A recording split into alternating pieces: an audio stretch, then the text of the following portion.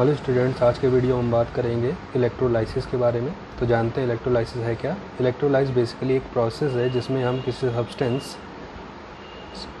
Substance को हम electricity के थ्रू उसके आयनों में डिसोसिएट कराते हैं। जिस सब्सटेंस का हम लोग डिसोसिएशन कराते हैं उस सब्सटेंस को हम लोग नाम देते हैं इलेक्ट्रोलाइट। इलेक्ट्रोलाइट बेसिकली आपका कोई एसिड, बेस या कोई सॉल्ट होता है जो ईज़िली अपने आयनों में डिसोसिएट हो जाता है। ठीक है, तो the process of decomposition of electrolyte by the passage of electricity is called electrolysis और इलेक्ट्रोलाइटिक डिसोसिएशन। ठीक है, इस प्रोसेस को एक कंटेनर या एक वेसल में हम लोग कराते हैं और उस कंटेनर को हम लोग नाम देते हैं इलेक्ट्रोलाइटिक सेल, जहाँ पर हम लोग इलेक्ट्रिसिटी फ्लो करके इलेक्ट्रिकल एनर्जी को केमिकल एनर्जी में कन्वर्ट कर रहे होते हैं। यानी it is carried out in electrolytic cell where electrical energy converted into chemical energy. ठीक है, तो ये था आपका इलेक्ट्रोलाइसिस। अब हम बात करेंगे इलेक्ट्रोड और हाफ सेल के बारे में। तो क्या होता है इलेक्ट्रोड या हाफ सेल, चलिए जानते हैं। A metallic conductor placed in contact with an electrolytic conductor is known as electrode और हाफ सेल। जब हम किसी मेटालिक कंडक्टर यानी मेटल रॉड को किसी इलेक्ट्रोलाइटिक कंडक्टर यानी किसी सॉल्ट के सॉल्यूशन में डीप करते हैं, ठीक है, तो सॉल्ट के सॉल्यूशन में डीप करने पर जो आपका मेटालिक कंडक्टर था वो एक इलेक्ट्रोड यानी हाफ सेल की तरह बिहेव करता है, क्योंकि उसके थ्रू हम लोग इलेक्ट्रिसिटी का या किसी आयन का फ्लो कराते हैं। ठीक है, तो on the basis of chemical reaction taking place at electrode are of two type. ठीक, इसमें हम लोग इलेक्ट्रोड को दो तरह से डिसोसिएट करते हैं कि देखना होता है कि उस इलेक्ट्रोड पे किस तरह की रिएक्शन हो रही है, यानी उस मेटल इलेक्ट्रोड से इलेक्ट्रॉनों का लॉस हो रहा है या इलेक्ट्रॉनों का गेन हो रहा है। अगर इलेक्ट्रॉनों का लॉस होता है तो हम बोलते हैं वहाँ पर ऑक्सीडेशन प्रोसेस है, और ऐसे प्रोसेस जहाँ होता है उसे हम लोग नाम देते हैं एनोड। ठीक है, यानी जो आपका इलेक्ट्रोड होगा किसकी तरह बिहेव करेगी, कैथोड की तरह। अगर वहाँ पर आपका इलेक्ट्रॉन गेन करता है मेटल रॉड तो हम लोग नाम देते हैं इलेक्ट्रोड आपका कैथोड होगा। यानी यहाँ पर इलेक्ट्रोड को दो कैटेगरी में डिवाइड करा जाता है on the basis of process carried out on the electrode. एक आपका एनोड होता है, दूसरा आपका कैथोड। एनोड यानी the electrode at which oxidation occur, और कैथोड मतलब the electrode at which reduction occur. तो इलेक्ट्रोड आपके कितने तरह के हैं, दो तरह के हैं। अब हम बात करेंगे इलेक्ट्रोड पोटेंशियल की। इलेक्ट्रोड पोटेंशियल क्या होता है, बेसिकली होता है क्या है, जब हम किसी मेटल रॉड को उसके सॉल्ट सॉल्यूशन में डीप करते हैं तो मेटल रॉड से मेटल आयन निकल करके सॉल्ट सॉल्यूशन में जाने लगते हैं, या सॉल्ट सॉल्यूशन से मेटल आयन या इलेक्ट्रॉन निकल कर मेटल इलेक्ट्रोड पर जाने लगते हैं। ऐसा होने से क्या होगा, या तो मेटल इलेक्ट्रोड या सॉल्ट का जो सॉल्यूशन है, ठीक है, जो सॉल्ट का सॉल्यूशन है वहाँ पर आयनों की या तो एक्सेस हो जाएगी या आयनों की क्या होगी, कमी हो जाएगी। ऐसा होने से क्या होगा, उनके बीच में एक डिफरेंस जनरेट होगा और उस डिफरेंस की वजह से उसमें इलेक्ट्रिक करंट फ्लो होने लगेगी। ठीक है, और इसी डिफरेंस को हम लोग क्या नाम देने लगते हैं, इलेक्ट्रोड पोटेंशियल नाम देते हैं। तो वही कहा गया है, when an electrode is brought in contact with the solution containing its own ion, then the electrode get positively or negatively charged. As a result, into a potential being developed between the metal electrode and its salt solution, which is known as electrode potential. ठीक है, तो जब हम किसी metal rod को उसी के जैसे हमने कॉपर मेटल लिया और उसको कॉपर सल्फेट के सॉल्यूशन में डीप करा, तो जो मेटल इलेक्ट्रोड है कॉपर की रॉड वो सॉल्ट सॉल्यूशन के रिस्पेक्ट में या तो क्या होगी, पॉजिटिवली चार्ज कैरी कर लेगी या तो निगेटिव चार्ज कैरी कर लेगी। और ऐसा होने से क्या होगा, या तो जो आपका सॉल्ट सॉल्यूशन है वहाँ पर आयन की क्या होगी, कमी हो जाएगी, या तो आयन एक्सेस में हो जाएंगे।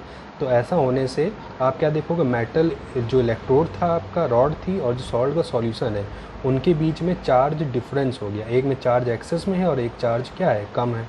ठीक है, तो ऐसा होने से दोनों के बीच में एक डिफरेंस जनरेट होगा जिसे हम लोग नाम देते हैं पोटेंशियल। ठीक है, और जो डिफरेंस है वो किसके बीच में जनरेट हो रहा है, इलेक्ट्रोडों के बीच में जनरेट हो रहा है, इसलिए नाम देने लगते हैं इलेक्ट्रोड पोटेंशियल। ठीक है, तो ये था आपका इलेक्ट्रोड पोटेंशियल। अब इलेक्ट्रोड पोटेंशियल में जैसे हम लोग देख रहे हैं दो तरह से प्रोसेस हो रहा है, या तो इलेक्ट्रॉन का लॉस हो रहा है या तो इलेक्ट्रॉन का गेन हो रहा है। तो इलेक्ट्रोड पोटेंशियल भी आपके दो तरह के होते हैं, ऑक्सीडेशन इलेक्ट्रोड पोटेंशियल और रिडक्शन इलेक्ट्रोड पोटेंशियल। तो ऑक्सीडेशन प्रोसेस हम लोग जानते हैं जहाँ पर इलेक्ट्रॉनों का क्या होता है, लॉस होता है। तो ऑक्सीडेशन पोटेंशियल यानी the tendency of an electrode to loss electron and get oxidised is called oxidation potential. जब कोई मेटल इलेक्ट्रोड इलेक्ट्रॉनों का क्या करेगा, लॉस करेगा, तो वहाँ पर जो प्रोसेस होगा वो किसका होगा, ऑक्सीडेशन का होगा। और ऐसा होने से जो पोटेंशियल डेवलप होगा उसे हम लोग क्या नाम दे देंगे, ऑक्सीडेशन पोटेंशियल। जैसे कि जब हमने कोई मेटल रॉड ली और उसको उसी के सॉल्ट के सॉल्यूशन में डीप करा, तो जब हमने इस मेटल रॉड को उसके सॉल्ट के सॉल्यूशन में डीप करा तो क्या होगा, मेटल से जो इलेक्ट्रॉन है वो मेटल से मेटल आयन बनेगा और इलेक्ट्रॉन निकल जाएगा। तो जो इलेक्ट्रॉन है उसको हम वायर के थ्रू किसी दूसरे जो आपका इलेक्ट्रोड उससे कनेक्ट कर देंगे, और जो मेटल आयन बनेगा वो कहाँ चला जाएगा, मेटल सॉल्यूशन में चला जाएगा। जिससे जो मेटल का सॉल्यूशन है वहाँ पर मेटल आयन की क्या होगी, एक्सेस हो जाएगी, और इस मेटल जो इलेक्ट्रोड है इसमें मेटल आयन की क्या होगी, कमी हो जाएगी। तो इन दोनों के बीच में चार्ज डिफरेंस डेवलप होगा, और चार्ज डिफरेंस की वजह से जो इलेक्ट्रोड जनरेट होगा उसे हम लोग क्या नाम दे देंगे, ऑक्सीडेशन इलेक्ट्रोड पोटेंशियल। क्योंकि यहाँ पर जो प्रोसेस हो रहा है वो कौन सा प्रोसेस है, ऑक्सीडेशन का प्रोसेस। और जहाँ ऑक्सीडेशन का प्रोसेस होता है ऐसे इलेक्ट्रोड को हम लोग क्या नाम देते हैं, एनोड नाम देते हैं। और एनोड जो होता है इसके इलेक्ट्रोलाइसिस के प्रोसेस में एनोड आपका कैसा होगा, नेगेटिवली चार्ज होगा। ठीक है, it is represented by EM/Mn+। इसको हम लोग EM/Mn+ से रिप्रेजेंट करते हैं यहाँ, क्योंकि यहाँ पर ऑक्सीडेशन प्रोसेस हो रहा है जिसमें M से क्या बन रहा है, मेटल से मेटल आयन बन रहा है। ठीक है, तो मेटल से क्या बनेगा, मेटल आयन। तो ये रिप्रेजेंट करने का तरीका है, या इसको हम लोग कैसे लिख सकते हैं, E ऑक्सीडेशन पोटेंशियल।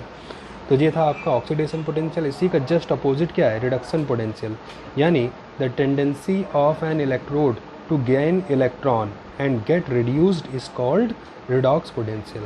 अब होता क्या है, जब हम किसी मेटल रॉड को उसके सॉल्ट के सॉल्यूशन में ऐड करते हैं, और उसको बेसिकली जो प्रोसेस है ये तभी होगा जब ऑक्सीडेशन होगा। ठीक है, क्योंकि जब हम मेटल ऑक्सीडेशन प्रोसेस को जब हम लोग किसी दूसरे प्रोसेस से जोड़ेंगे जहाँ पर रिडक्शन हो रहा है, तो उससे इलेक्ट्रॉन निकल के कहाँ चले जाएंगे, दूसरे इलेक्ट्रोड पे जाएंगे जहाँ पर वो इलेक्ट्रॉन को गेन करेगा। इलेक्ट्रॉन को गेन करेगा तो क्या होगा, metal ion metal electron gain करके मेटल में कन्वर्ट हो जाएगा, यानी जो इलेक्ट्रॉन है वो सॉल्ट सॉल्यूशन से आयनों को अपनी ओर कैरी कर लेंगे। ऐसा होने से क्या होगा, जो आपका सॉल्ट का सॉल्यूशन है वहाँ पर आयनों की कमी हो जाएगी और मेटल रॉड पर आपका मेटल की क्या हो जाएगी, एक्सेस हो जाएगी। तो यहाँ पर भी एक प्रोसेस हुआ जिसमें चार्ज डिफरेंस क्रिएट हुआ दो अलग अलग सरफेस के बीच में, और इस तरह से जो पोटेंशियल डेवलप होगा उसे हम लोग नाम दे देंगे रिडक्शन पोटेंशियल। क्योंकि यहाँ पर जो प्रोसेस हो रहा है वो कौन सा प्रोसेस, रिडक्शन प्रोसेस, क्योंकि यहाँ पर इलेक्ट्रॉनों का गेन होता है। ठीक है, और जहाँ पर रिडक्शन का प्रोसेस होता है उसे हम लोग कैथोड बोलते हैं। कैथोड आपका यहाँ पर कैसा होगा, पॉजिटिवली चार्ज होगा।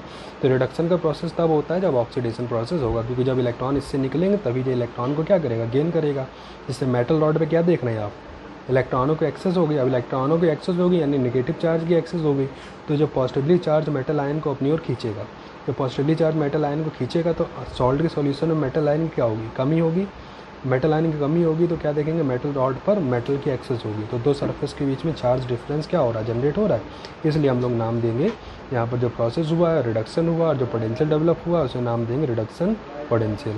इसको हम कैसे रिप्रेजेंट करेंगे, क्योंकि यहाँ पर मेटल आयन से मेटल बन रहा है, इसलिए इसको रिप्रेजेंट कैसे करते हैं, ई यानी इलेक्ट्रोड, मेटल आयन यानी Mn+2 मेटल, या इसको हम लोग लिख सकते हैं ERP यानी रिडक्शन पोटेंशियल। तो ये था आपका इलेक्ट्रोड पोटेंशियल, और उसको हम लोग दो कैटेगरी में डिवाइड कर सकते हैं कि उसमें कौन सा प्रोसेस हो रहा है, ऑक्सीडेशन या रिडक्शन। अब हम बात करेंगे स्टैंडर्ड इलेक्ट्रोड पोटेंशियल क्या होता है। स्टैंडर्ड इलेक्ट्रोड पोटेंशियल मतलब यहाँ पर हम जो सॉल्ट का सॉल्यूशन लेंगे उसका एक पर्टिकुलर कंसंट्रेशन होगा, और जो प्रोसेस होगा एक पर्टिकुलर टेम्परेचर और प्रेशर पे कराया जाएगा। तो यहाँ पर एक हम लोग जो कंडीशन ले रहे हैं वो स्टैंडर्ड कंडीशन है, और जो पोटेंशियल डेवलप होगा तो उसको हम लोग क्या नाम देंगे, स्टैंडर्ड इलेक्ट्रोड पोटेंशियल। यानी at 25 degree Celsius when a metal electrode is dipped in electrolytic solution of 1 molarity concentration at 1 atm pressure, then produced potential is called as standard electrode potential।